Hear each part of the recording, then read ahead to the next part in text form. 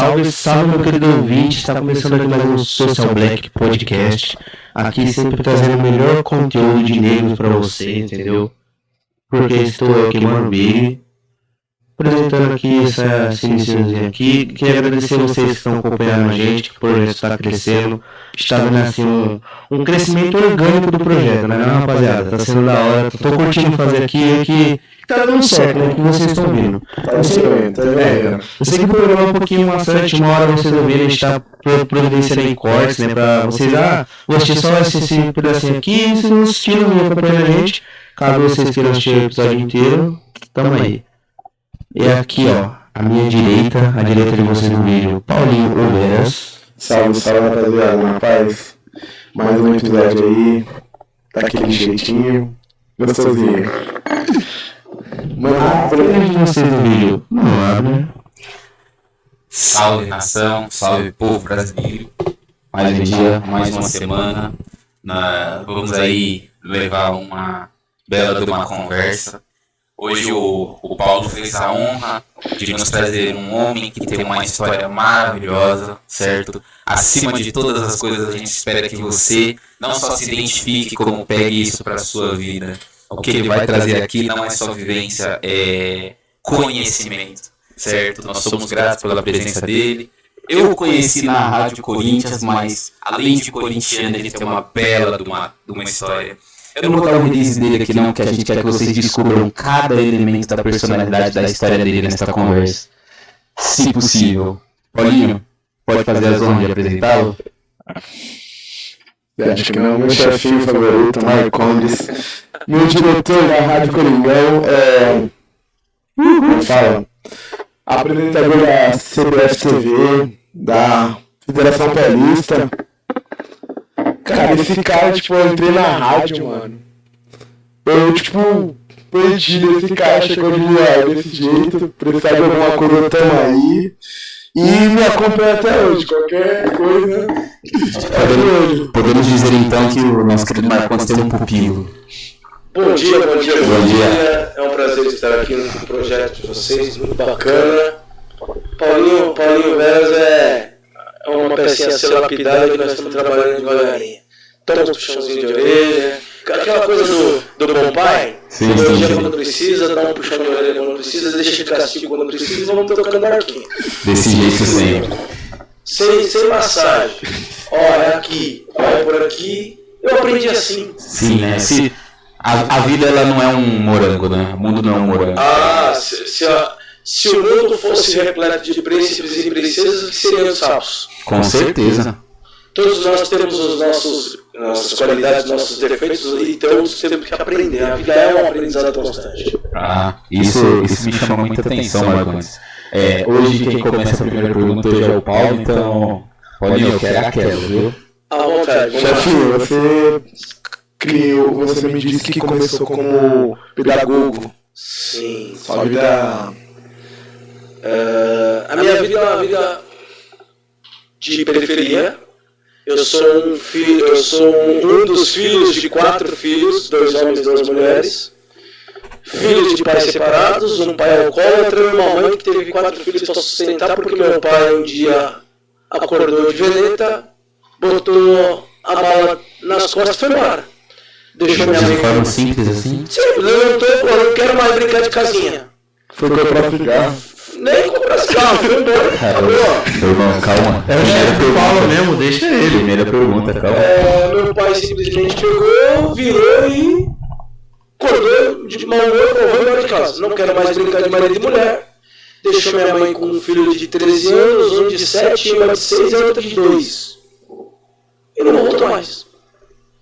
E nunca mais foi presente.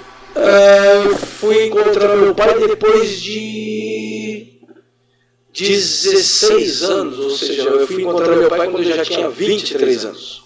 Meu Deus. Nesse meio tempo, minha mãe botou os filhos debaixo da asa, falou, a partir de agora eu sou pai e mãe, e vocês vão ter que rezar a minha pratinha. E aí é onde entra a outra história que vocês vão ficar sabendo depois. A partir daí, a minha história com a comunicação começou a fazer... Começou o rascunho da minha história com a comunicação. Então já vamos começar. Como é que foi sua história com a comunicação? Minha mãe pegou os filhos, colocou debaixo do braço e falou, como é que eu vou fazer agora? Preciso colocar os meus filhos na vida. Nós éramos os únicos negros da minha rua. E onde você morava? Eu moro no mesmo lugar desde quando eu nasci. Moro na Zona Leste. Moro na vila ali, na Penha, na região da Penha, né? E a questão é, minha mãe colocou os filhos debaixo do braço e falou assim, a partir de agora eu sou pai e mãe. A partir de agora, vocês vão fazer de acordo com o que eu quero. E minha mãe acabou criando a gente simplesmente ali, com rédea curta. Tinha horário para acordar, tinha horário para dormir, tinha horário para estudar. E minha mãe falava, vocês podem não ter nada, mas meus filhos vão estudar. Meus filhos podem não ter absolutamente nada. Vocês podem não ter o que comer, mas vocês vão estudar. E ali, um dia, e mesmo separando, até para não perder o fio da meada, nesse primeiro momento meu pai ainda dava aqueles surtos de brincar de esconde-esconde. Então ele vinha e sumia. Vinha e sumia. Muito no começo. E meu pai era militar. Eu sou de uma família militar. Eu sou de uma família rígida. E isso aqui é época mais ou menos, só pra gente se localizar no tempo aí. Início dos anos 80. Putz. Final da ditadura militar, início da... Final do regime militar até então era um pouquinho mais leve, não era tão ruim como era no começo do regime. Foi o último presidente ou ditador militar, que a gente pode dizer, foi O último presidente militar, Figueiredo. Foi o Figueiredo, é verdade, que ele tem aquela entrevista que ele fala, né? Só quero que me esqueçam. Essa entrevista. Figueiredo, porque eu nasci em 1975.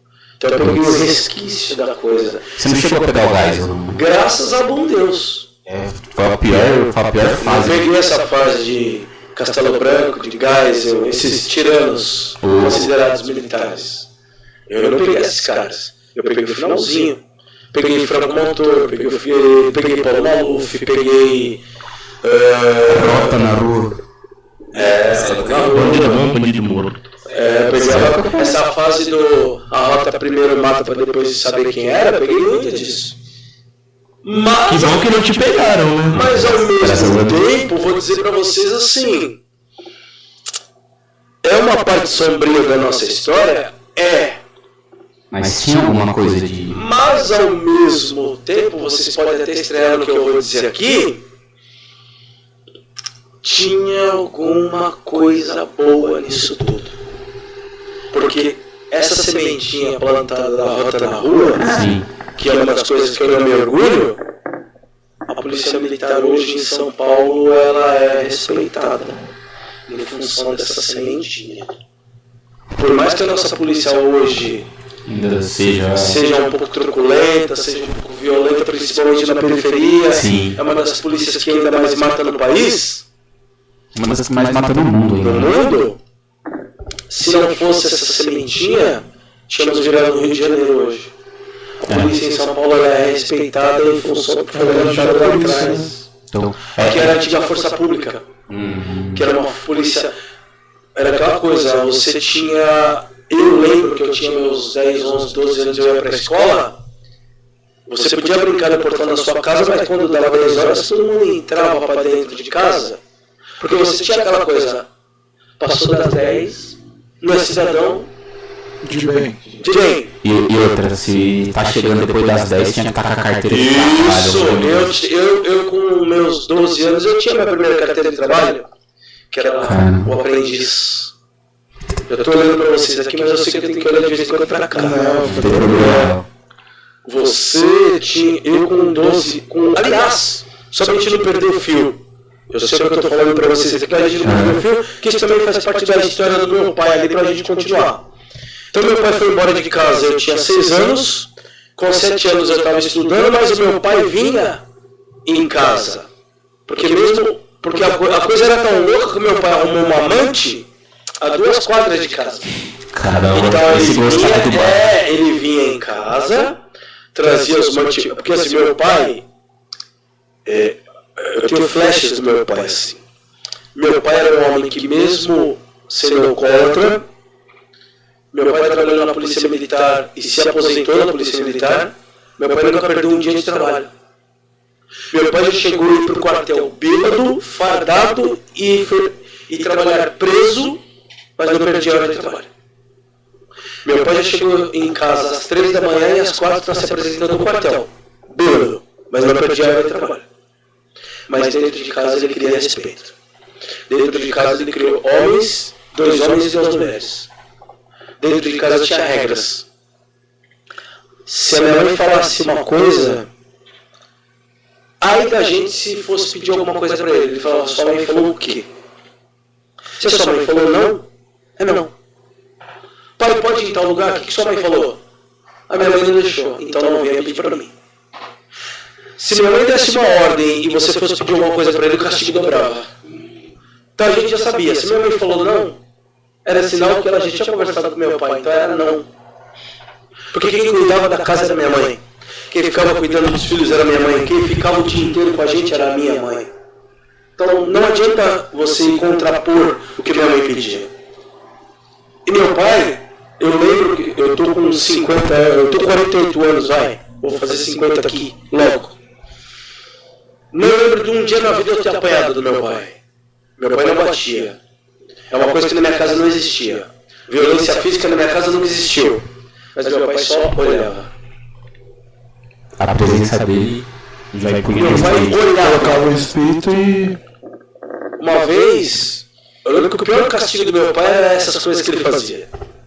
Meu padrinho e minha madrinha eram razoavelmente melhores que nós financeiramente, que eu tenho muito orgulho do meu padrinho e da minha madrinha, e eles fazem parte daquela listinha que vocês me pediram, e a gente vai chegar lá.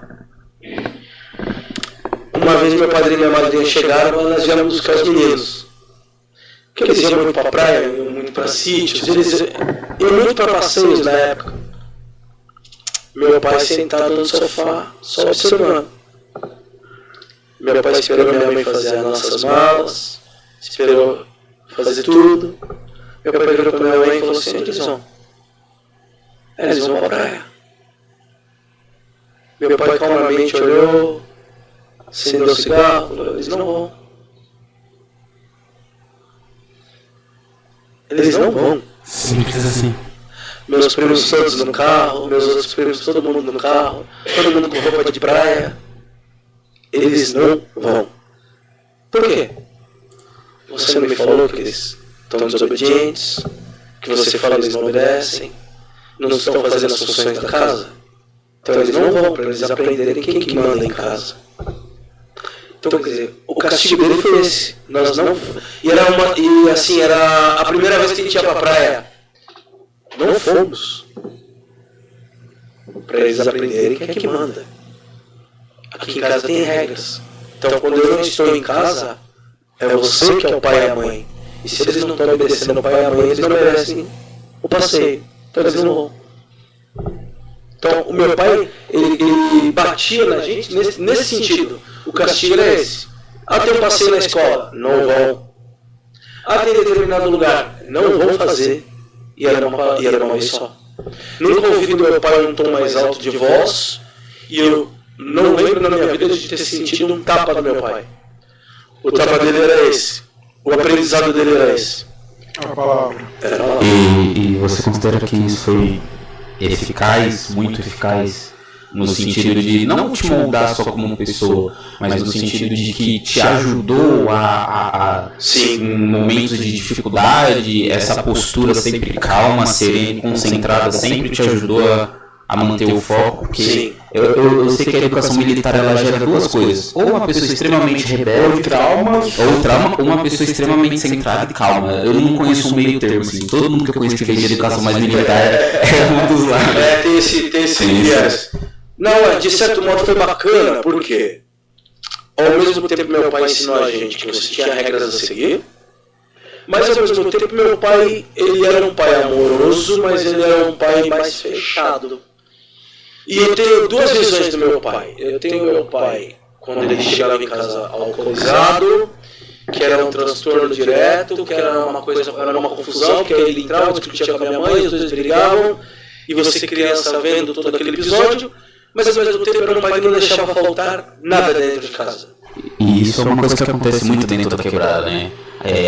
O pai que é presente e ausente ao mesmo tempo. Tem coisas que ele acerta, tem coisas que ele erra. Aí é que tá. Eu tenho flashes do meu pai, sendo brincalhão, sendo amoroso, de me pegar no colo e me fazer cócegas, e de ao mesmo tempo você chega em casa e fala, mas cadê meu pai, que eu não vi meu pai faz uma semana? Porque às vezes também por causa do horário, você chega da escola e ele estava dormindo, e quando você estava dormindo ele saia para trabalhar. Você fala, mas cadê meu pai? Seu pai já foi para trabalhar. Meu pai não chegou, mas vocês estavam dormindo quando seu pai chegou. E isso também acabou me moldando ao mesmo tempo. Era um pai assim. Te deixou mais centrado? Me ensinou a ser mais centrado. Me ensinou a ouvir mais.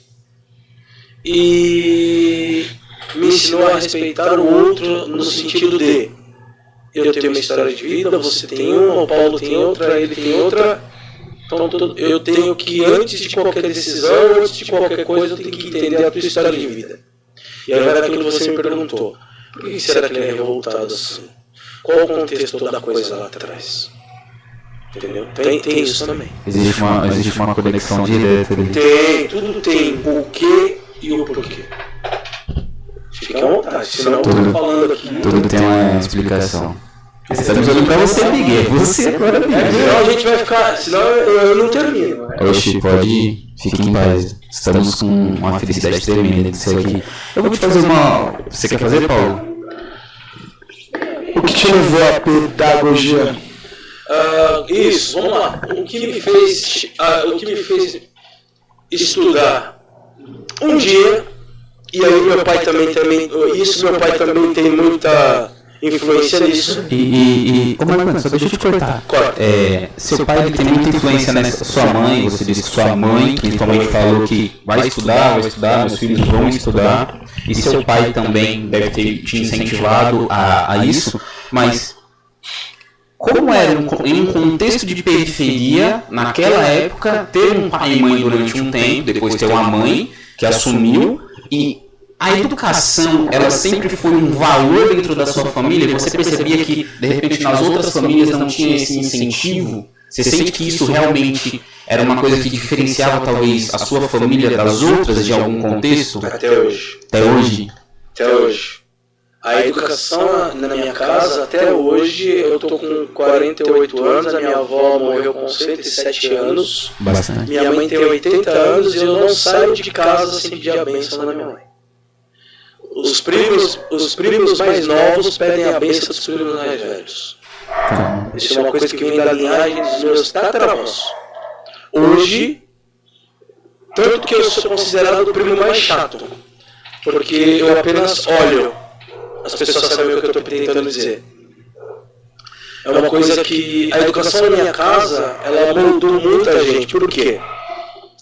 A minha mãe, o meu pai, os meus avós, eles diziam o seguinte: você pode não ter nada, mas se você tiver estudo, é a única coisa que nunca vão roubar de vocês. E eu minha mãe diz. Minha mãe também. Eles podem tirar sua vida, mas não tinha que ser preto. E olha que coisa engraçada. Todos aqui, né, praticamente, né, Paulo? Todos aqui compartilhamos da mesma. Nós somos de uma linhagem periférica. Sim. Os nossos ancestrais são todos descendentes de africanos ou até mais que isso. Nós somos criados no seguinte contexto: cuidado com o que você vai fazer, cuidado com o que você vai falar, cuidado com quem você vai andar, porque o culpado vai ser sempre você. Sempre vai ter um peso maior nas suas costas. Entendeu? O carimbo vai bater sempre maior no preto, no negro. Não adianta você querer se vestir, querer andar, querer se fazer. Você pode se vestir como branco, agir como branco, mas você é negro. É uma coisa muito engraçada, porque a gente vê num contexto onde o negro não era uma pessoa, ele era um objeto de comércio. Então ele não podia ter uma participação, um pensamento. E quando o negro, assim, nós somos teoricamente libertos, né? Somos teoricamente livres. Isso me dá um bug na cabeça, porque todo o nosso pensamento ele é sempre baseado no que o Ocidente entende como correto e a gente não traz influências africanas dos nossos antepassados. Não à toa, Sim. existia o credo mudo. A maior prova de que a nossa sociedade ela foi negligente em relação ao negro, credo mudo. A mucama, um mordomo. Nós temos aí históricos seculares, milenares. Agora que nós estamos começando a entender o contexto. Agora que as escolas estão mudando o contexto. E aí volta naquilo que você me perguntou no começo. Por que a educação mudou o meu modo de agir, de ser, de pensar? Quando minha mãe vira para mim e fala assim, quando minha mãe vira para os filhos, fala, vocês têm, pode não ter nada, mas se vocês tiverem educação, vocês têm tudo. Eu virei para mim e falei, eu vou ser uma pessoa melhor.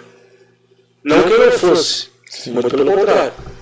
Mas eu vou dar para minha mãe tudo aquilo que ela não conseguiu ter. Porque minha mãe estudou até o 4º ano primário, meu pai estudou até o 4º ano primário, e naquela época isso servia muito. Tanto que meu pai é militar e minha mãe se tornou dona de casa, mas a minha mãe é uma costureira de mão cheia, porque naquela época, para a mulher, o curso de corte de costura era o top de linha. A minha avó quis ser professora e não pôde porque meu avô não permitiu que minha avó estudasse. Que já é uma outra... E aí entra também o fato de eu me tornar educador. Porque minha avó me criou e eu vou chegar aí. Tá, então vamos lá. Eu fui um dia, cheguei em casa um dia, pra gente continuar até, porque tem tudo isso, a educação, a minha criação dentro de casa, a separação dos meus pais me fizeram seguir pra onde eu cheguei até agora. Um dia eu cheguei em casa, e meu pai era assim, almoço e janta, não tinha essa história de um tá no quarto, o outro tá na sala, o outro não. Vai almoçar e jantar todo mundo à mesa. Meu pai sempre aqui, eu e meu irmão aqui, as minhas irmãs aqui, outra lá, e minha mãe aqui. Mãe, tô com fome, tem que esperar teu pai chegar. E minha mãe não pôs na mesa enquanto meu pai não chegava, não tinha jeito. Aquele dia meu pai chegou, bença pai, Deus abençoe, sentou, estamos todos comendo. E eu sabia que naquela semana meu irmão tinha perguntado alguma coisa, porque meu irmão já estava na fase da pré-adolescência. E meu irmão já era aquela coisa de criei meia dúzia de pelo debaixo do sovaco, e eu já estava sentindo, ele levava um pelo embaixo de cada nariz e ele achava o bom. Eu sou o Superman. E nós estamos ali almoçando. Minhas irmãs acabaram de almoçar, pai dá licença, meu pai falou toda. Meu irmão acabou de comer, quando ele foi levantar, meu pai falou, senta. Eu, longe dos meus 8 anos, estou ali comendo, já olhei e falei, bom, não é comigo. Terminei de comer, o pai dá licença, meu pai falou, senhor, fica aí também. Meu Deus. Eu nem fiz nada. Pensei comigo, alguma coisa ele fez que vai respingar em mim, mas eu não vou me atrever a perguntar o que era. Eu vou apanhar de tabela. Meu pai virou.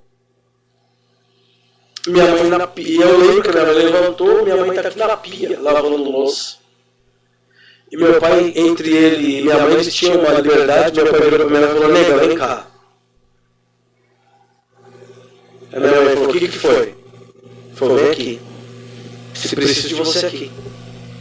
A minha mãe largou, mania, né? Minha mãe já tirou o avental, limpou a mão. Desculpa falar. O bom é que mesmo separados, os dois tinham uma sintonia boa. Mas isso aí, eles ainda estavam juntos. Meu pai, ele já tinha separado, mas meu pai vinha em casa. Quando tinha que resolver questões de casa, meu pai vinha. Porque mesmo separados, minha mãe... E era uma regra de casa. Quando meu pai e minha mãe se separaram, minha mãe virou e falou para nós. Teu pai foi embora, mas ele é seu pai. Vocês não têm... Ai de vocês, se algum de vocês faltar com respeito com seu pai. Ele é teu pai. O que aconteceu entre ele e seu pai compete a mim e a teu pai. Ele é o pai de vocês. ai de vocês se eu souber que vocês faltaram com respeito a ele. Então, mesmo separado, ele continua sendo meu pai até o dia do último dia da vida dele. Meu pai chegou e falou assim, o senhor fique aí. Falei, ai. Chamou minha mãe, nega, vem cá, preciso de você. Meu pai virou pro meu irmão e falou, escuta, então quer dizer que você está achando que tem homem, que não tem mais homem em casa, ou você está querendo mandar em casa? Então, a partir de hoje, virou pro meu irmão e falou assim, eu não sustento mais vagabundo. Se você quiser comer, se você quiser vestir, se você quiser ser o homem da casa, você vai trazer o sustento para casa. A partir de hoje, meu dinheiro você não vai ver mais. Falou para minha mãe, não é para dar mais nada para ele. Ele não está mandando em casa, ele não está querendo mandar em você, ele não está querendo mandar nos irmãos dele. Ele vai trabalhar. E o senhor, e apontou para mim, eu com 8 anos. Se quiser alguma coisa, também vai se virar. E ele não fez nada, isso que Olhei, falei, Mas eu entendo por que ele fez isso, porque para dar exemplo, porque se ficasse as coisas boas pra você, o seu irmão ia pensar, pô, mas meu irmão, você é homem também, por que meu pai fez isso com ele? Aí eu olhei pra mim, no auge dos meus 8 anos, falei, onde está o Wally? Na outra semana eu falei pra pro meu avô, aí começa a entrar o meu avô e minha avó maternos. Falei, putz, espera um pouco, irmão, eu tô nos 8 anos, eu tava na... Porque eu fui o único de casa que não fez pré-escola, eu entrei na escola direto aos 6 anos. Eu também. Então com 8 anos eu já tava na 3ª série. Olhei pro meu auge da 3ª série e eu ia turma da Mônica, irmão, o que eu vou fazer da vida? Você ainda tava descobrindo ali como é que somar, dividir essas coisas. O cara aprendendo tabuada, não dá pra fazer engenharia ainda. Não dá pra ser engenheiro. Virei pro meu avô e falei, vô, meu pai falou que eu não vou ter mais mesada, que é pra eu me virar. Meu avô pegou e falou assim, tá bom. Meu avô italianão, negrão de 1,80 m, maior que essa porta. Italiano? Mais preto que esse teclado. Mano, Brau, Mano Brau. O meu maior orgulho. Italianão, falava pouco, mas só... Mas a palavra o olhar dele você tremia A base. Tremia a base. Meu avô falou, tá bom. Meu avô foi, saiu, foi pro fundo do quintal, olhou aqui, olhou ali. Passou uns 3 dias, meu avô me chamou. Falou, ó, seu sustento tá ali, ó. Meu avô me veio com um carrinho de rolimã. Vai fazer carreta na feira. Então o que eu fazia? Eu estudava de manhã e com 8 anos eu ia fazer carreta na feira. O carrinho de feira era, o carrinho de rolimã era maior que eu. Eu era da altura dessa mesa. Meu primeiro emprego foi fazer carreta na feira com 8 anos de idade. Caramba. Subindo e descendo a ladeira, ajudando as tiazinhas a carregar cestos. Não morri. Foi o primeiro emprego digno que eu tive com 8 anos de idade. Eu lembro como se fosse hoje. Minha primeira gorjeta foi uma moedinha de 10 centavos. E eu vim como se eu tivesse ganhado o maior salário do mundo.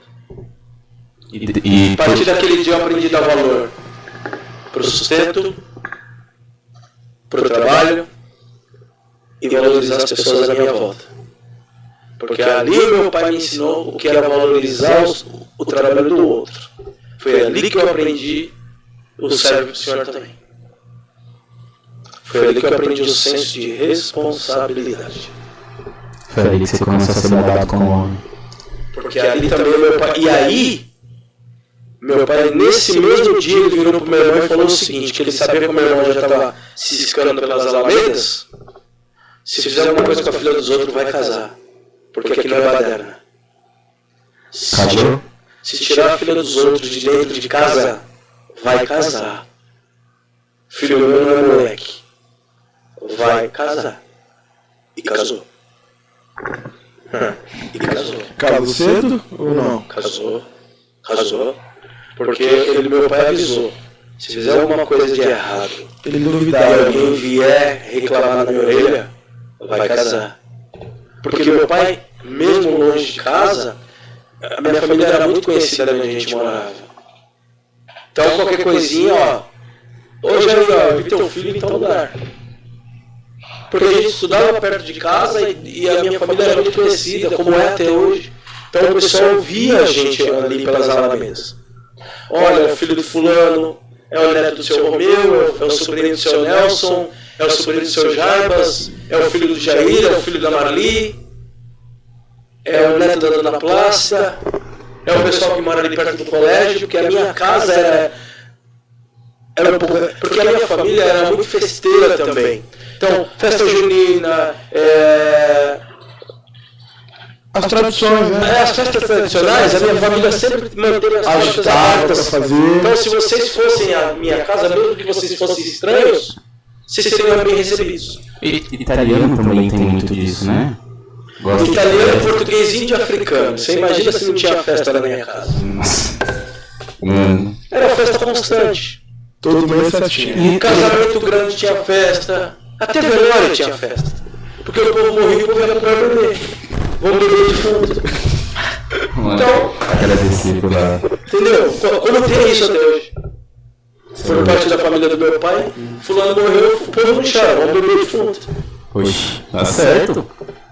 Azar de que morreu. O problema não é meu. É aquela hora na festa, né? É igual a mulher falou, o marido dela morreu, ela pegou e falou assim pra ele, ó, até hoje eu te amei. Amanhã pode ser que eu já esteja com outra pessoa. Sim. E deu tchau no caixão. Sim, acabou. Entendeu? O viúvo é você, não? E Vamos, pergunta. Mas em questão de tudo isso, você falou que entrou a educação, que é o jeito que você foi criado. A educação, na onde que você viu, pô, tá bom, tô trabalhando, não é só trabalho que eu preciso, porque eu que preciso... Foi mal. Vai, te macho. fazer a pergunta incisiva aí o Paulo começa a me cortar. Tesourinho, Paulo, hein? Ok. Mas eu tenho. Mas em questão de coisa, você falou, tá, tô emprego, tô trabalhando, mas só virar burro de carga dos outros não dá. Preciso estudar. Sim, aí entram também, a educação entrou na minha vida porque aquela coisa, início dos anos 80, a educação era bem Precária, né? não era precária, A escola pública era a melhor. escola, assim, a escola pública, eu vou falar uma coisa aqui que pode assustar muita gente, mas no início dos anos 80, a escola pública era 1000 vezes melhor do que a escola particular. O cara da periferia só não estudava se ele não quisesse. Ele também... A periferia teve muitos problemas, como sempre teve, mas a escola pública era melhor. Você comia bem, você estudava bem, o governo, tanto o governo federal como o governo estadual, te dava o uniforme, tanto que até hoje... Na prefeitura eles dão uniforme. A prefeitura não tinha. A prefeitura herdou isso do Estado. Mas a prefeitura não o tinha. Estado atualmente ainda não faz mais isso. Hoje as escolas municipais são melhores que as escolas estaduais. Você recebia, e naquela época não existia caderno espiral. Para você estudar, Capa dura, né? você recebia brochura, que era um caderno. Que a única coisa que me deixa muito triste é que o caderno vinha com a capa mais dura. E atrás do caderno vinha o hino nacional com aquele verde e amarelo na transversal. Toda quinta-feira você ia pro pátio cantar o hino nacional. A cada 15 dias você tinha o hino de São Paulo, o hino nacional e o hino da bandeira. Mas por quê? Por quê? Porque é uma coisa que hoje não tem.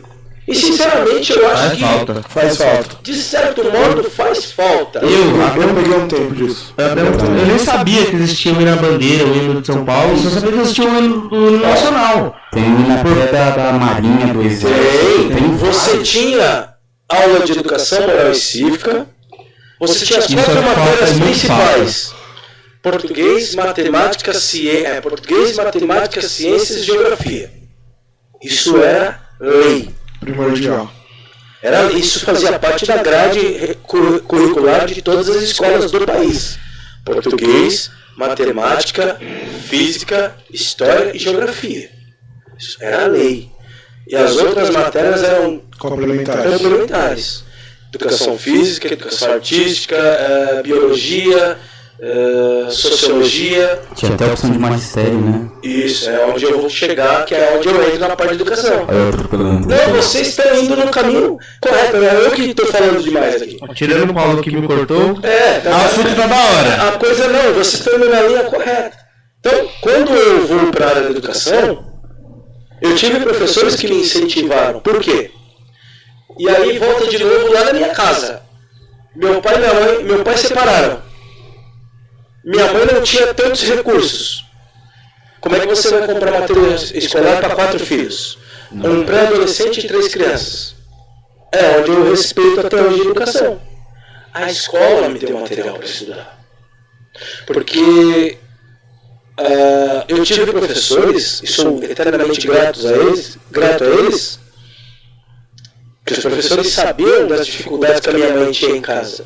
Porque eu entra na história da família que eu falei naquela hora. A minha família era tão grande que quando os professores iam fazer a chamada aqui, Fábio Marcondes, você é irmão do Marcelo, você é primo do Wagner, você é primo da Elaine, você é primo da Silvia, você é primo do Carlos. A minha família toda estudou na mesma escola, então os professores sabiam o nome de todos. Tipo, foi o mesmo professor. Como a escola porque assim, a escola, eu moro aqui na Damásio Pinto, a escola era na estrada de Itacara-Goiás. Então a família era conhecida no bairro inteiro. Então todos os primos, todos os irmãos estudaram com os mesmos professores. Então às vezes o mesmo professor da primeira à quarta série, depois na quinta e oitava eram os mesmos professores, que não é igual agora. Então você tinha o ensino básico de primeira a quarta série, tinha o ensino fundamental de quinta a oitava e tinha o colegial da primeira até o terceiro. E não tinha a divisão que tem hoje. Hoje, o aluno da primeira a quarta série estuda em escola diferente. Então, de manhã, estudava uma molecadinha de primeira a quarta série, à tarde estudava primeira a quarta série, quinta a oitava, e à noite estudava os caras de quinta a oitava, primeiro, segundo, terceiro colegial. Então, ao mesmo tempo, eu ali com 8 anos, eu estudava com o marmanjão do terceiro de manhã. Porque os caras estavam no terceiro. Então, vira e mexe, você trombava com o cara do terceiro ano de manhã, que era amigo do teu irmão, que era amigo do teu primo. Então, as famílias se conheciam e indiretamente, os caras tomavam conta, moleque, eu não quero você aqui. Porque naquela época também, e aí entra também no outro contexto, você sabia o cara que bebia, você sabia o cara que usava droga, você sabia quem era o gay, quem era a lésbica, quem era o bi, quem era o traficante, você sabia. Mas os caras tinham os grupos e não tinha essa história, moleque, vem aqui que eu quero te mostrar uma coisa. Sai daqui, moleque, eu não quero você aqui. Você ser filho de policial, né? Não, nem tanto por isso. Os caras eram moral deles mesmo. Os caras tinham uma coisa que hoje não tem. Hoje, o moleque acha, e aí não é um preconceito da minha parte, não, quero que as pessoas entendam. Na minha época, eu sabia quem era o cara que usava droga, quem era o cara que vendia droga, eu sabia o cara que trazia a droga para vender, mas o cara nunca vendeu um sacolé de droga na minha frente. O cara nunca abriu. O cara nunca abriu como é que chama esses negocinhos? Um pino de farinha na minha frente. O cara nunca abriu baseado na minha frente, porque ai de mim, se eu estivesse do lado do cara, o cara me dava um tabefe, moleque, vai brincar. Só de você estar olhando, ele já você tá olhando, o cara fala, o que você tá olhando? Você perdeu alguma coisa aqui? Meu pai, ele conta. Você ia falar alguma coisa, Big? Não. Meu pai, ele conta, né? Acho que meu pai é 72, alguma coisa. Ele conta que a gente é natural de Santo André ali. Ele falou que ele sabe exatamente, ele dá o nome das pessoas que começaram com a maconha, com a cocaína, porque veio a maconha, veio depois a cocaína, que é uma coisa mais elitizada, depois veio o crack, a cola de sapateiro. Meu pai também é assim, falando comigo, tipo, ele fala, eu conhecia cada um, eu falo, a vida que esse cara tinha, daí, mas ele usava tudo, tipo, ele dá um exemplo do É impressionante. Isso é uma coisa que até está até hoje, mas hoje eu acho que os que estão lá no topo conseguem se disfarçar, né? Que não necessariamente é o cara que tá vendendo droga na favela. Fica aí Senado aí, enfim. Ele não vende, ele produz em casa. O senador põe dinheiro pro traficante. Não tem que ter medo de falar. Porque a gente sabe. Nós estamos num país hoje que todo mundo vira. Não quer falar de política. Não, nós estamos num país hoje que as pessoas têm o hábito de apontar o dedo. Mas ninguém tem a coragem de dizer que a coisa vem de cima para baixo. Porque vai respingar na periferia. Porque é muito fácil você chamar o filho do negro de traficante. É muito fácil você taxar o filho do negro de bandido. Mas é muito difícil para você falar que o filho do branco do Morumbi produz a própria droga dentro de casa. É muito difícil para o cara dizer que o filho do branco é o estuprador. É muito fácil, cara. A gente tem que parar de ter esse medo de falar a verdade, né? A verdade não tem que ser dita. Os maiores roubos feitos foram pelo Coelho. É muito legal você virar e dizer que o índice de mortalidade infantil, o índice de criminalidade está na periferia. Não! Porque se você olhar para a nossa sociedade hoje, tem filho de branco estuprando filha de branco nas baladas e saindo impune porque o desembargador é branco e passou o pano na cabeça do cara. Se você puxar na ficha, tá lá o pai do fulano com o pai do fulano, todos fumando charuto no mesmo lugar. Ué, porque é muito fácil você falar. Aí depois vem aí um vagabundo, que pra mim é um vagabundo, falar que uma menina de 11 anos que foi estuprada 2 vezes tem que usar camisinha pra não ser estuprada. E um cara desse uma vez foi um ícone da década de 80 na música. Barbaridade que ele falou. Eu não vou falar o nome. Não precisa falar, eu tô tentando puxar na cabeça. Entendeu? Então, quer dizer, Mas vamos perguntar depois vocês sabem o que é? O traje é rigor, não vou falar o resto. Em respeito às meninas que estão aqui, eu não vou falar um palavrão. Então, quer dizer, é muito fácil você virar metralhadora social pro negro e falar que nas favelas exige a violência vem da favela. O dia que o povão, o dia que o morro descer pro asfalto, o Brasil muda de figura, irmão. Isso é uma coisa tão embaçada, desculpa a gente cortar, porque um tempo atrás eu estava estudando uma história do Brasil, cara, e é impressionante como eles direcionam muito pro Rio de Janeiro, que era a capital federal, né? E cara, você vê o que aconteceu no Rio, é exatamente o que aconteceu, por exemplo, em São Paulo e outras regiões, né? Porque, presta atenção, eles, no começo era a cidade, aí tinha uma senzala, a prefeitura, é um mercado na verdade, era o mercado de negros, a prefeitura, um grande mercadão e o porto. Quando a cidade começou a desenvolver, 1500 e tanto, 1600 e tanto, quando a cidade começou a crescer mais um pouco, os donos das terras começaram a vir mais para dentro.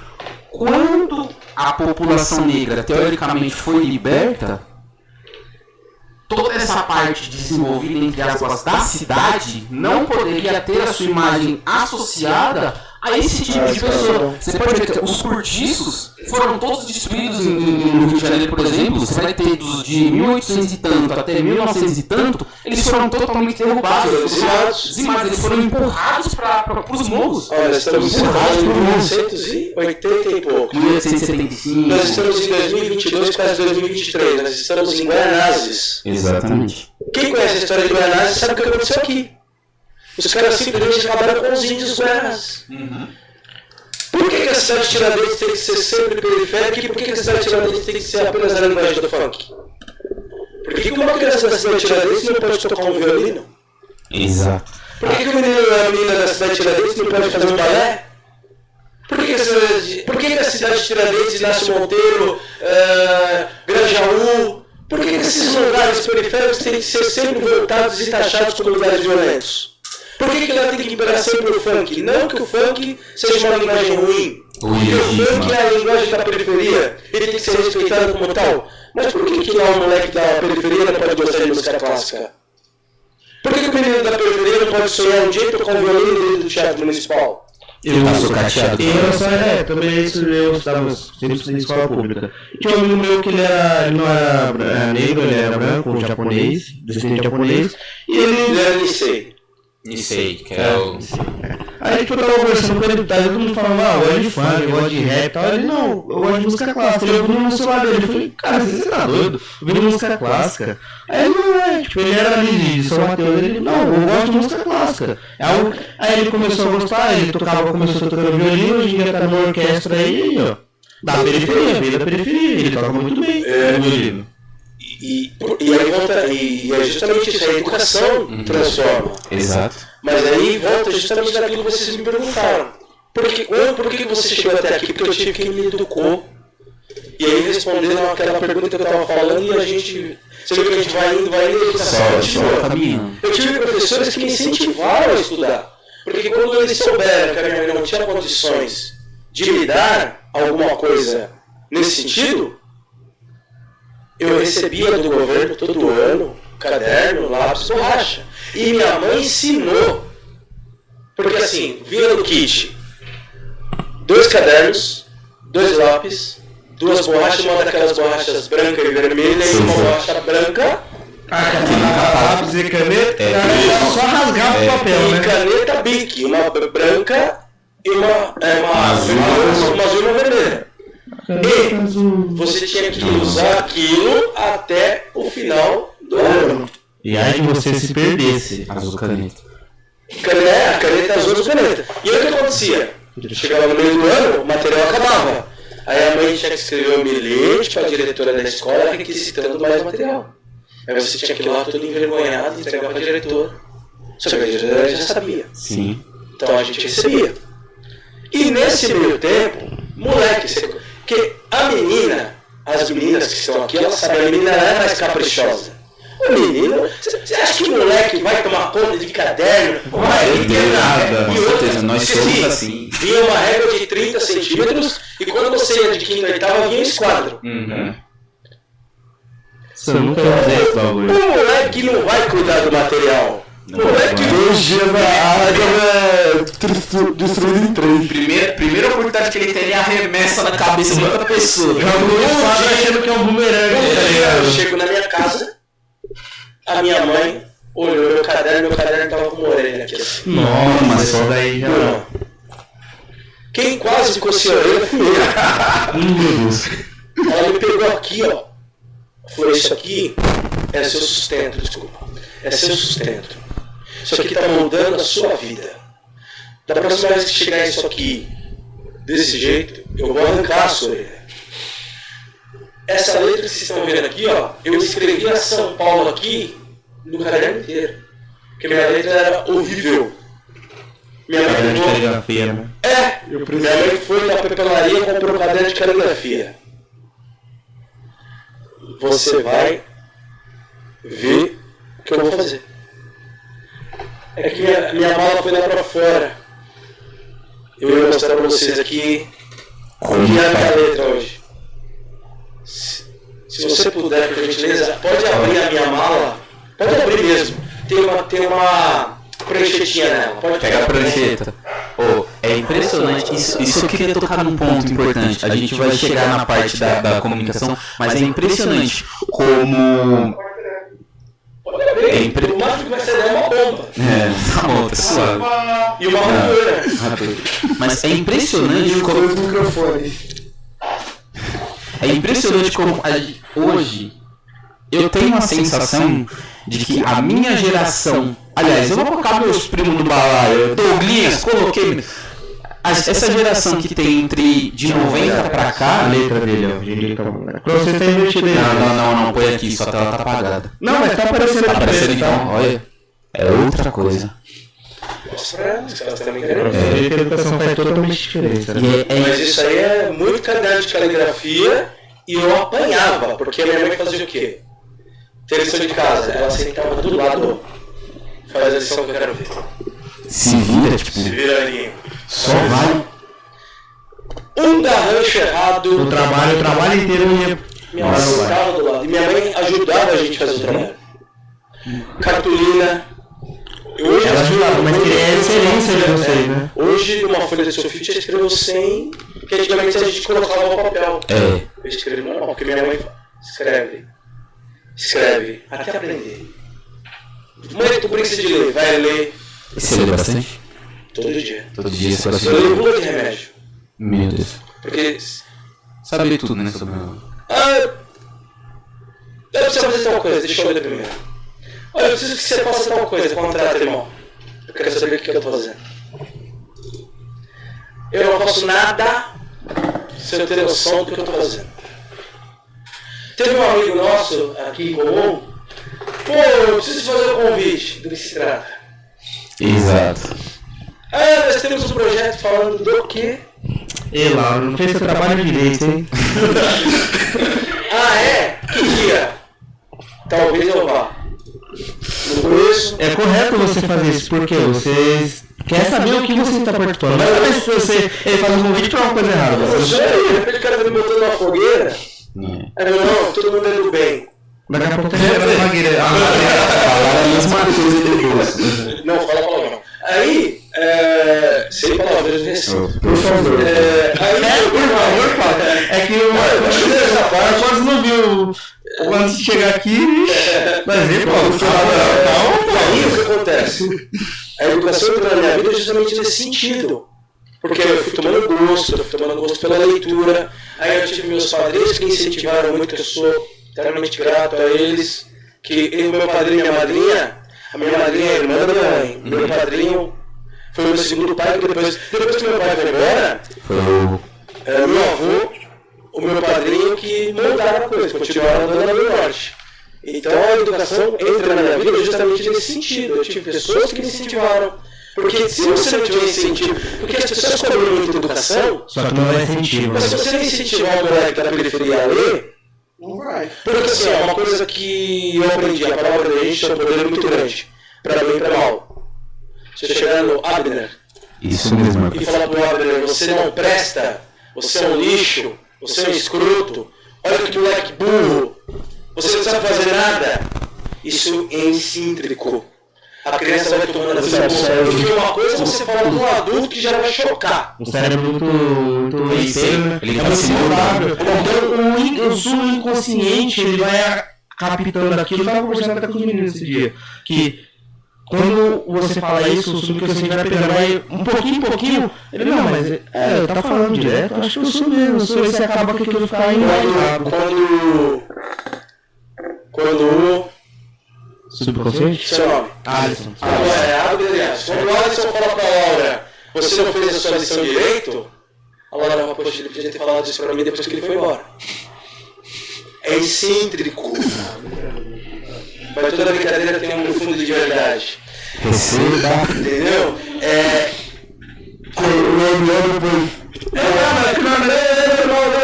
tô tomando mas é uma verdade. Porque assim, nós somos condicionados a isso. Porque quando o cara vira pra você, ô negrinho, você não vai trabalhar comigo porque você não tem capacidade, você vai olhar pra dentro, você vai olhar pro seu eu e falar, caraca, meu. Cara, me diz isso. Essa mistificação do não fazer, e aí também entra a educação, porque quando o teu professor vira pra você, e aí vocês vão entender, quando o professor chega na tua sala e faz isso aqui na tua prova, Erro. zero. Ah, que eu não dei pra ler direito. Quando o professor chega pra você e entrega pra você uma prova toda assim, ó. Porque a criança, ela cria expectativa. Porque a criança, diferentemente do adulto, ela não tem o sazonal, o certo e o errado. Exato. A criança faz a prova, aí eu vou agradar o professor. Eu vou tirar aquela nota. Quando o professor vira pra você, um moleque burro, ou menina burra que não sabe fazer as coisas. Você arrebentou com o estigma da criança. Quando não educa, porque existem professores e educadores. O educador, ele vai te moldar. O professor ele só vai passar por professor. Não, nem isso. Ele só fala.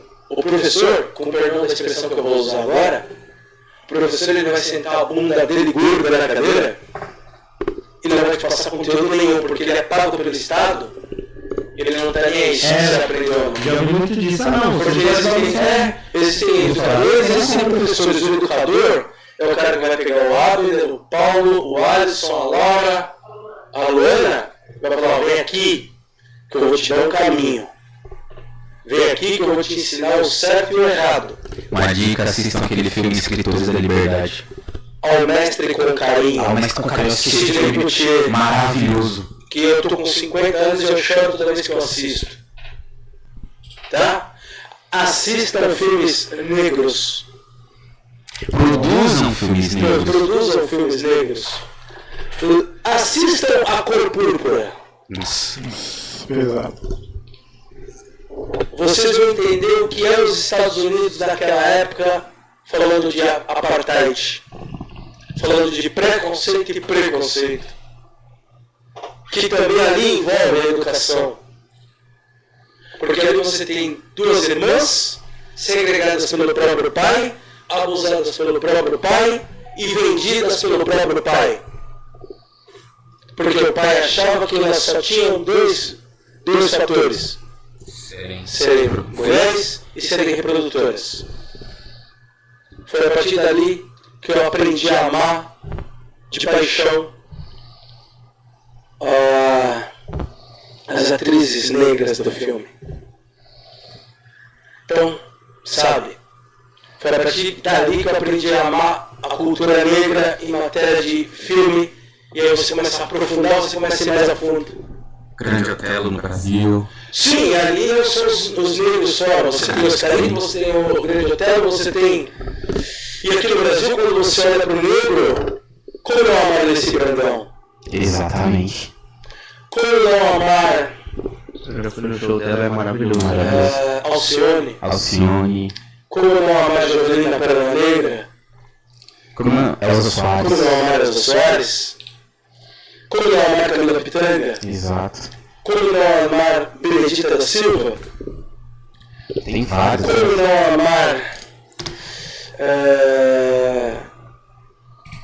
O nome da mulher do Lázaro Ramos lá, Thaís Araújo. Thaís Araújo. As mais antigas que eu tô tentando puxar pelo nome aqui são tantas, são muitas. Tem muitas, as mais antigas eu não lembro de cabeça. Zezé Mota. Zezé Mota fez aquele filme, fez a novela dos Mutantes, não foi? Zezé Mota, não. Que é a Chica da Silva, a primeira Chica. A primeira Chica da Silva. Como não amar essas mulheres?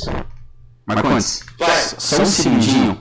Para você que tá aqui, tá nessa daqui, para você que está nos ouvindo na web Rádio Onix, nós agradecemos. Contudo, vamos continuar com exclusividade agora no YouTube. A partir de agora é com exclusividade para o YouTube. Então, desde já nós estamos agradecendo. Pode continuar, Marcondes, daqui para frente, tudo bem?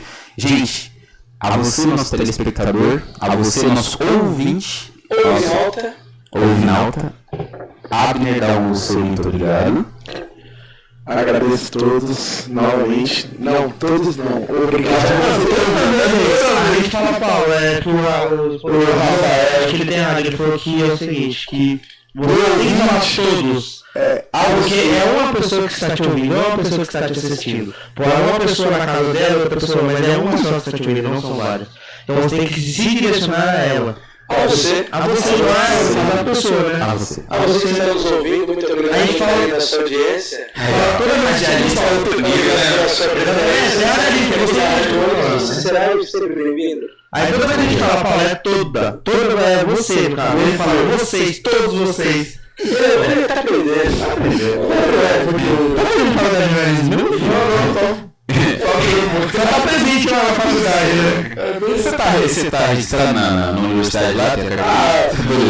Tá, vamos lá, gente. Big, seu muito obrigado. Obrigado aí, rapaziada. Certo. Você que está ouvindo aqui, você, só você, igual o querido Marcos falou, estão sempre bem-vindos aqui a ouvir. São todos bem-vindos, tá certo. Obrigado pela paciência, pela preferência. Preferência está divulgar a gente e caso você queira participar do dia, mande seu currículo. Com certeza.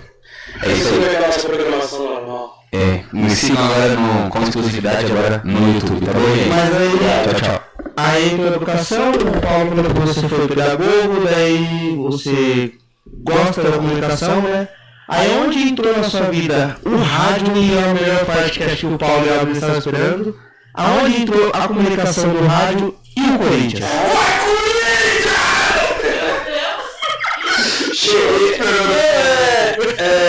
O rádio ainda faz parte disso. Por que a educação, por que eu me tornei pedagogo? Isso foi muito forte, desculpa. É emoção, faz parte. Ele tá segurando ali, É engraçado que... Eu vi ele narrar um gol do Corinthians Rogério 2x1 em cima do Palmeiras. Você não tem noção. Mano, a rádio quase cai. Você não tem noção. Eu falei coisas que não deviam ser faladas. Normal. Você ainda mais longe de você, tá ligado? Eu tinha uma oficina de costura. Sim. E não tinha tempo de ver TV. Tinha o rádio. Porque minha mãe tinha oficina. E as meninas sabem, principalmente elas que são meninas, toda oficina de costura que tem um monte de mulheres, qual que é o veículo que se ouve? O rádio. Porque a mulher ela não tem tempo, ou ela cuida dos filhos, ou ela cuida da casa, ou ela trabalha. Então na oficina minha mãe tinha um rádio Motorola, o radinho ficava na bancada. Então eu ouvi todo tipo de rádio AM que você podia. Todos os apresentadores do AM daquela época eu aprendi a ouvir. E por que eu fiz pedagogia? Quando aí volta também na escola, pra gente terminar a história da escola, porque senão é uma coisa, umas coisas não ligadas, não tem como fugir. Quando eu estava no ensino médio, falei, meu Deus, o que eu vou fazer da vida?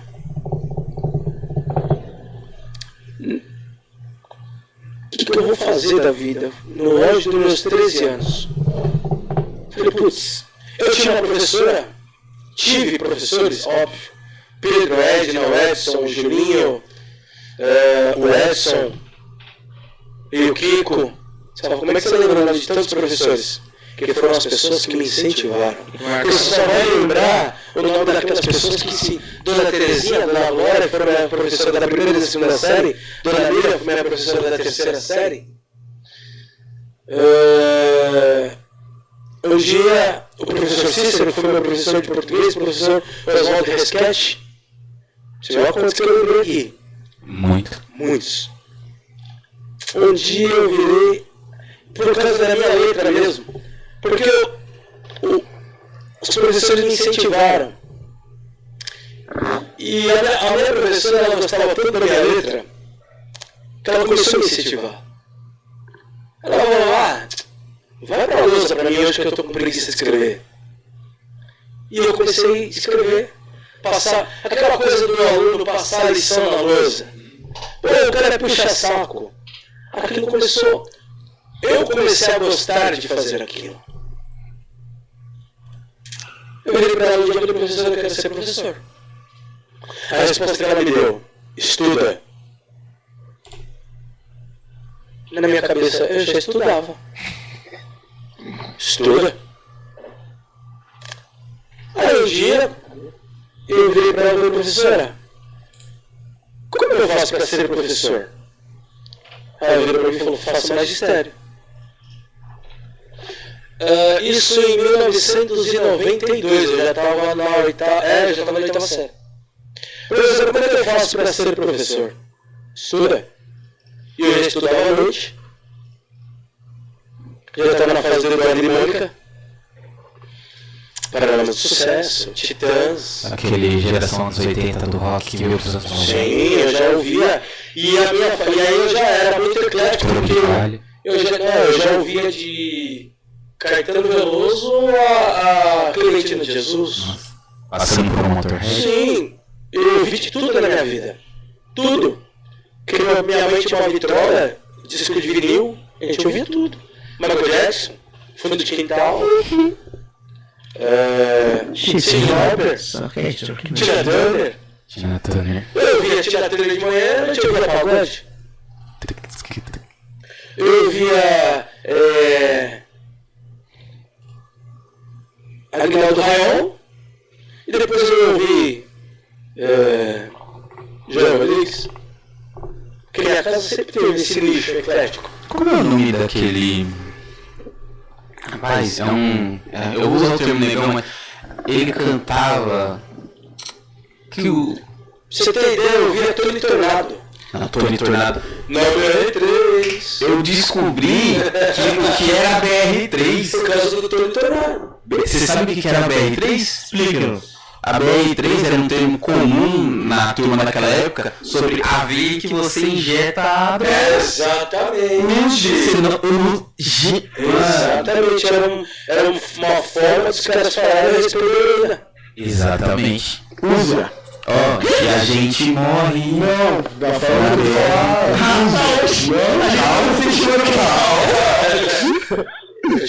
Obrigado. Não sem drogas, rapaziada. Apenas bem. Exatamente. Então, quer dizer, na minha casa a gente ouvia de tudo. Ouvia Clara Nunes, ouvia João Bosco. Claro, não. Na minha casa, minha mãe, meu pai e minha mãe, a gente sempre ouviu de tudo. Eu ouvia Luiz Airão. Então, por quê? Por causa do rádio. Porque as músicas da época eram essas. E o rádio sempre foi assim, tocava várias músicas pra atingir vários públicos diferentes. E você ouvia o negro americano. Sim. Eu ouvia B.B. Kings. B.B. King, o Eu ouvia Ray Charles. Você ouvia Cego que morreu. Steve Wonder. Steve Wonder tá vivo. Você ouvia Freddie Mercury no início do Queen. A minha família é eclética, então o rádio faz parte de tudo isso. E aí eu acabei fazendo pedagogia porque eu vou pro magistério, termino o colegial, e não é igual hoje que vocês tiveram a oportunidade de ter a ETEC. O ensino técnico era junto com o ensino médio. Não tinha essa de você sair do ensino médio e vou fazer ETEC. A ETEC era muito difícil para você entrar, porque a ETEC até então era novidade, e o Instituto Paula Souza, naquela época, no início dos anos 90, ainda estava em transição. Então, qual que era a ideia? Alguns cursos técnicos eles eram gratuitos. Então o que acontecia? Eu estudava ensino médio de manhã e fazia o magistério à tarde. Na ETEC mesmo? Na mesma escola. Na escola. Na mesma escola. E por que eu acabei fazendo pedagogia? Quando chega 1995, eu estou saindo do ensino médio, eu entro no magistério. Quando eu termino o magistério em 1998, tem a transição da lei. E aparece o que no país? O Estatuto da Criança e do Adolescente. Que não pode trabalhar. Entra o ECA, que eu lembro que eu falei isso na época. Eu virei para minha professora e falei, professora, uma coisa no Brasil que vai se chamar ECA não vai dar certo. Obrigado, Fernando Henrique. Não, o governo do Fernando Henrique Cardoso, em matéria de educação, não foi ruim. Não foi de tudo ruim. Nós vamos falar um pouco de política depois, sem estourar o tempo. E se estourar o tempo, também depois tem as edições. O Fernando Henrique não foi um mau presidente da República. Eu vou falar uma coisa aqui que pode chocar muita gente. Se não fosse o Fernando Henrique, o país tinha quebrado. Não, tem um tripé macroeconômico que ele fez, o real, o plano real, tudo. Essa parte o social do Fernando Henrique não foi de todo ruim. Ele tem... Sabe por quê? O Bolsa Família foi um projeto embrionário dele. O Fernando Henrique, pro social, pro povo de classe média e baixa, ele fez um bom governo. Porque aquela história de hoje o povo pode comer o franguinho, partiu do Fernando Henrique. Se hoje você tem os céus, se hoje você tem o SUS, se hoje você tem o renda mínima, se hoje você tem o cadastro único, tudo é embrionário do Fernando Henrique Cardoso.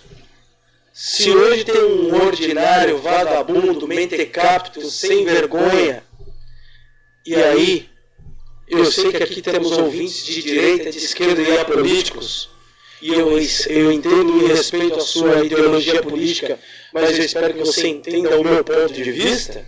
Se hoje nós temos tudo isso, é graças ao Fernando Henrique Cardoso em 1998. Isso é verdade.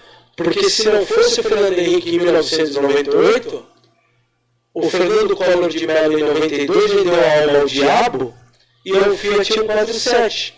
Porque até hoje, em 2022, Ninguém soube explicar quem assassinou o PC Farias. Eita, caso do PC. Porque vocês eram mais novos, muitos de vocês não eram nem nascidos. Eu nasci em 2013, nem tô ligado. Você não sabe do caso do PC O PC Farias é uma das maiores queimas de arquivos da história do país, porque foi o primeiro caso de impeachment do país, porque o Fernando Collor de Mello estava desviando verba pública dentro de um Fiat 147. Mas ninguém tem peito para falar literalmente isso. o porquê que o irmão do Collor foi assassinado, porque o irmão do Collor caguetou o próprio irmão. Ninguém conta a história do Mistério. Tanto que Da mesma forma teve na ditadura, eu escutei muito A história do Rio. teve um cara que Sim, é Rio 7. Rio 74, eu acho. Mas não é 74 ou 72. 74. Você falou o escândalo do exército que explodiu a bomba. Ninguém conta até hoje essa história direito. E teve uma pessoa, eu não lembro quem, mas eu lembro até hoje meu professor falando. Teve um cara que sabia de podres que mataram e colocaram tipo um lençol nessa altura aqui pra falar que ele tentou suicídio. Este cara, eu vou chegar aí, que você está dizendo que você não lembra o nome. Você está falando de Vladimir Herzog. Que Vladimir Herzog foi um jornalista que foi assassinado pela ditadura porque sabia demais. E sabe uma coisa que eu acho muito chocante? Toda vez que eles censuravam, né, que acho que foi a própria Folha de São Paulo tocava receita de bolo, enfim. Eu lembro que uma vez um cara trabalhou dentro de um jornal, não me recordo agora o nome dele, ele falou que muitos dos casos não era só para falar que uma reportagem que falava que eles mataram alguém da guerrilha ou, sei lá, um inimigo da nação. Muitas vezes os caras estavam investigando casos de corrupção dentro do governo militar que existiu e eles ocultavam. Sim. Essa história é a seguinte: o que acontecia quando os grandes jornais da época colocavam receitas de bolo? Era uma forma de comunicação que dentro daquela receita tinham códigos. E quem lia aquela receita sabia o que estava sendo passado. E aí, voltando ao assunto da comunicação, em 98 aparece o ECA, e eu falei, e agora, irmão? Eu vou me tornar educador. Com 18 anos eu estava dentro da sala de aula dando aula. Então eu me formei com 17 anos. Aos 18 eu estava dando aula. Eu dei aula de 1997 até 2007. Foram os 10 anos mais maravilhosos da minha vida. Que eu tenho contato com os meus alunos até hoje. E você dava de primeira a quarta série? Primeira a quarta série para a escola, ensino fundamental e ensino médio. Só na periferia. Ensino médio você dava de quê? De uma matéria específica? Eu vou chegar até aí que vocês vão entender. E a gente estava falando de Fernando Henrique Cardoso. Fernando Henrique Cardoso sai, quem que entra? Eu não gosto dele também. Quem entra? O Lula. Entra o Lula.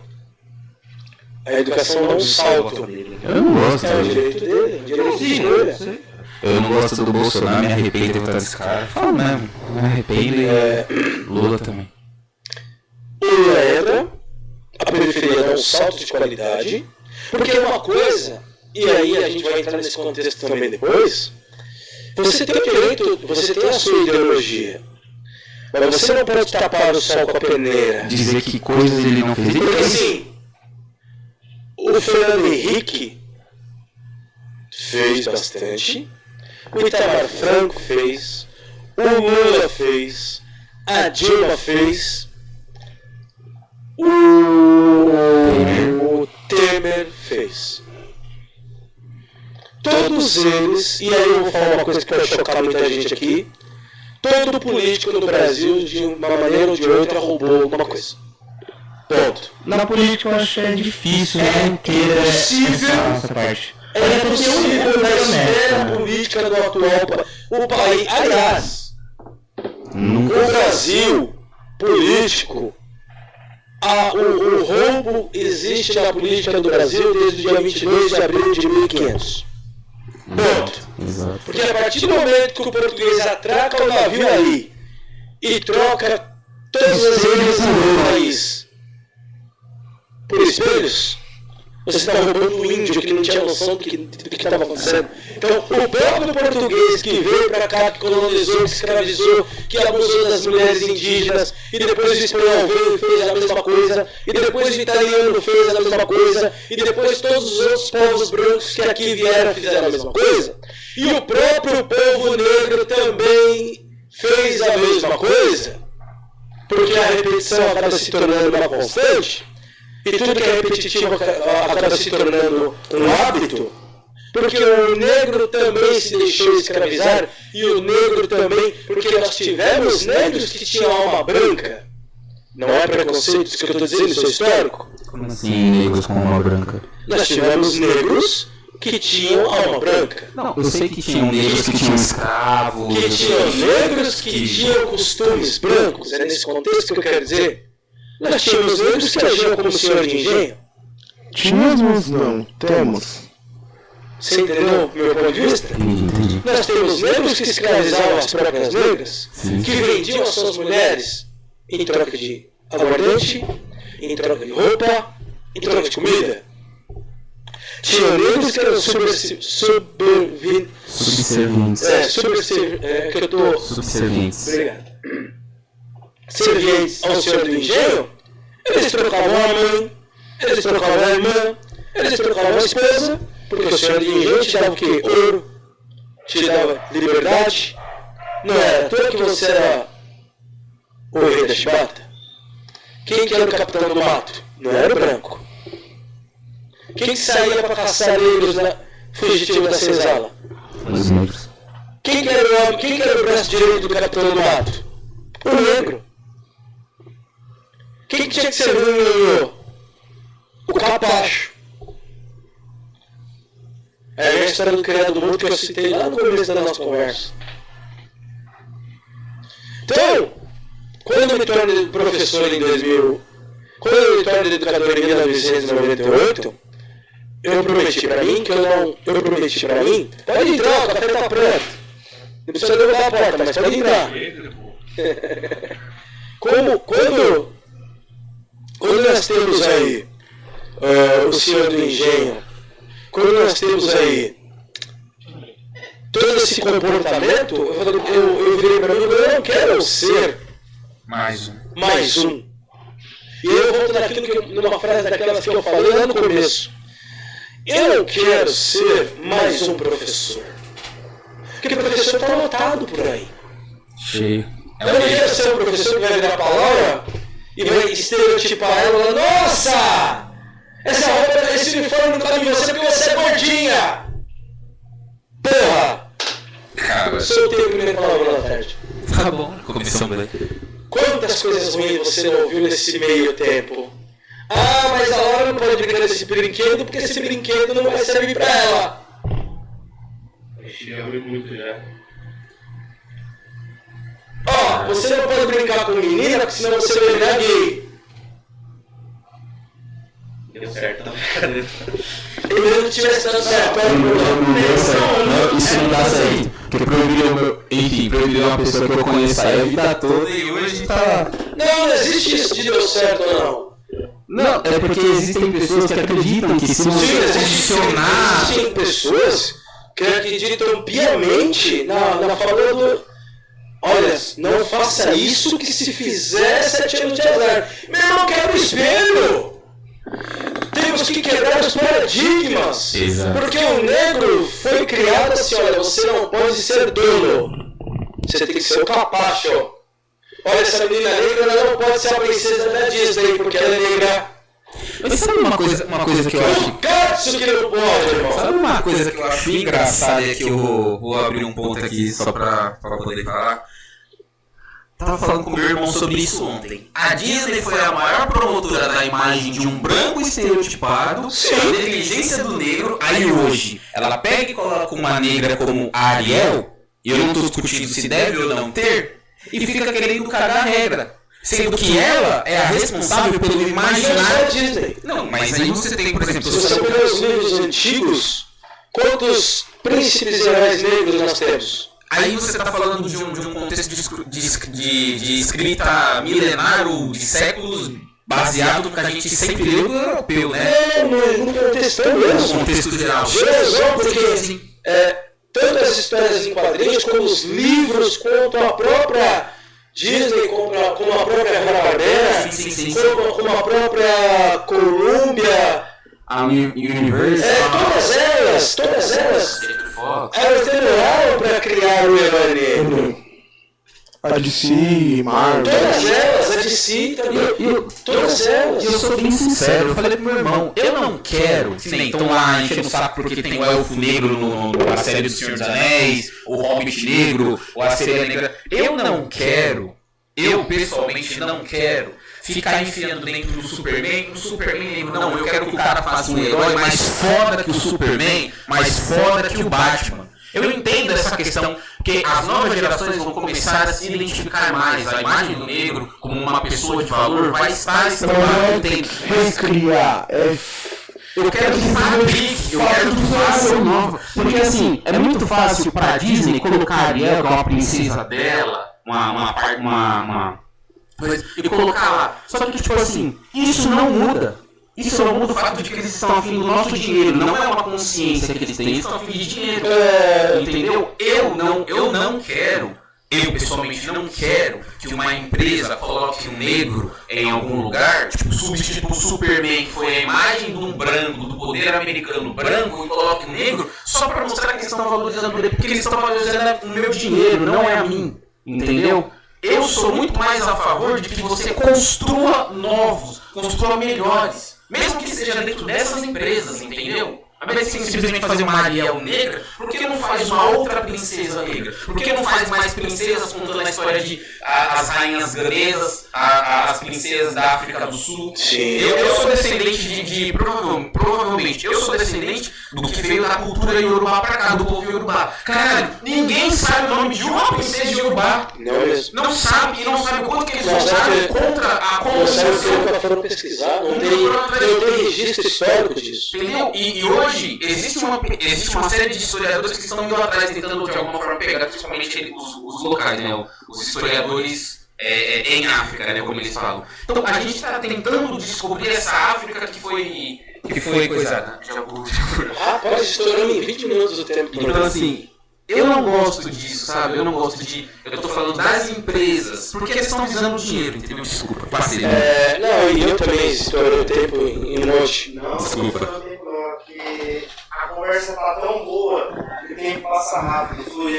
Não, de verdade. A gente tem uma hora por conta aqui, né? Sim, Do ambiente. E às vezes a conversa é tão boa que uma conversa com você é uma conversa que tá deixando a gente, deixando o nosso conhecimento mais aflorado. Então, vou responder rápido uma pergunta que vocês fizeram para não ficar sem resposta. Certo. Duas coisas. Por que eu entrei na comunicação? Um dia eu cansei de dar aula porque o Estado te obriga a cansar. Olhei e falei, pô, eu não quero mais dar aula, eu vou fazer alguma coisa na vida. Eu vou fazer sociologia, vou fazer filosofia. Entrei no site da faculdade, a faculdade em Bandeirantes de Comunicação. Pus lá, sociologia, filosofia e comunicação social por último. Fiz a provinha lá, aquela provinha. Ligaram da faculdade, olha, o senhor tem uma bolsa aqui de X%. Comunicação social. Falei, pô, beleza. Entrei. Eu era um jogador de bola, nota mais ou menos, nota 6. 6. Melhor que o Rony do Corinthians hoje, meu Deus. Falei, eu gosto de futebol. O rádio fazia para mim história. Logo. Virei comunicador. E uma coisa para vocês. É muito importante que você termine o teu curso de graduação, independente de qual seja. Não caia nessa balela de diploma no país, ele não é valorizado, porque ele é. Ele te dá uma salinha especial, não esqueça disso. Não dá mesmo, mas não dá mesmo. Nunca deu. Uma coisa que eu vou falar aqui pra gente encerrar. Jamais acredite na falácia que diploma é cabide de emprego. Sério? tudo que você conquistar, conquiste por mérito. Mérito. Ah, mas você está caindo na meritocracia. Meu irmão, busque. Se eu estou aqui do lado de cá falando com vocês, é porque eu fui atrás de um sonho. Hoje meu sonho é palpável. Hoje meu sonho é real. Mas se não fosse aquele carrinho de rolimã lá, no início dos anos 80, esse sonho não era palpável. Estude e estude. Mas não se deixe, em momento algum da vida, ser capacho de ninguém. Não se menospreze, não se rebaixe e não admita ser rebaixado em esfera nenhuma da sociedade. A Laura está com os olhinhos todos lacrimejando. Eu entrei umas pauladas nessa semana por causa disso. Tive que dar umas pauladas. Não, ela tá lendo. É sobre isso mesmo, Marcos. É sobre isso mesmo. Não se deixe. É uma coisa que eu trago aqui para vocês. Jamais se deixe menosprezar por ninguém. Porque a palavra da gente tem um poder muito forte, para bem ou para mal. Se o homem colocar para ele que ele vai ser vencedor, ele vai ser vencedor. Se o Paulo Lídio ficar botando na cabeça dele que ele não sabe escrever, que ele tem preguiça, ele vai continuar tendo preguiça de escrever, ele vai ter medo de escrever. Não é, Paulo? O Alisson, se ficar com medo de não vou gostar do meu bigodinho fininho, porque ele está torto, não vou gostar do bigodinho fininho. Se a hora olhar no espelho e falar, caramba, hoje essa roupa não ficou legal pra mim, essa roupa não vai ficar legal pra mim. A palavra tem o poder de conquista. Exato. E quando eu botei na minha cabeça, eu vou ser um comunicador. Um dia eu serei um narrador esportivo. Eu plantei a sementinha. E hoje você é um. E hoje eu sou. E eu vou deixar um questionamento para vocês aqui. Por que hoje no rádio brasileiro, ou principalmente no rádio paulista, não tem narrador negro? Por que na TV hoje só tem 2 narradores negros? Nunca ninguém prestou atenção nisso. Ninguém se incomoda. É isso. Minha nossa, senhoras, Marcondes. Tá porra. Esse é um pouco do Marcondes. Porra, Ele tinha Marcondes. deixado ali algumas palavras, nem vai dar tempo da gente Não vai, a gente vai fazer um news aí. Ah, O Paulo ele errou. Não, tá ligado assim, eu vou explicar. O Paulo demorou pra achar um convidado. Aí quando ele. opa! É, parte da equipe técnica. Eu tava falando isso. Eu vou gravar aqui, né? Um backstage, por isso que eu desativei, pra não sair na gravação. Mas o Paulo, ele penou pra achar um convidado. Quando ele achou o cara é estudado, o cara que tem cultura, o cara que tem conhecimento. A gente vai trazer isso. Negro, você não é só com todo respeito, a sua imagem não é só de um esportista ou de um cara de manufatura. Você é pensante. O negro tem que ser pensante. Tá na hora do negro. Tá na hora do negro achar. Tá na hora do negro parar de ser pensante. Vambora. Senão daqui a pouco vai ter Certo, rapaziada, a gente já vai agradecer aqui. Paulo, parabéns, fez uma. Chefinho, obrigado. Esperando aquelas aulas lá, que estavam atrasadas. Fica tranquilo, mês que vem teremos bastante. Sério, esquece.